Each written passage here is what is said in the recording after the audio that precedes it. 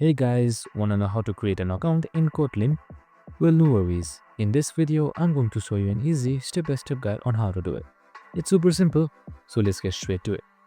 Now first up, simply open kotlinlang.org, which will direct you to this official website right here. Now hit towards play and then select playground.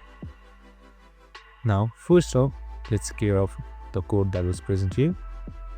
First, let's define an account class that will store user details like their name, email, and balance. Next, we create an instance of the account class by passing the user's name, email, and balance.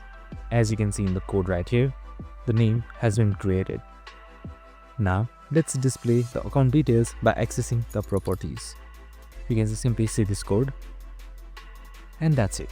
We've just created a simple account system in Kotlin. If you found this helpful, don't forget to like and subscribe. I hope this video helped. If it did, make sure to like, subscribe, and tune in with us for more of these videos. See you in the next one.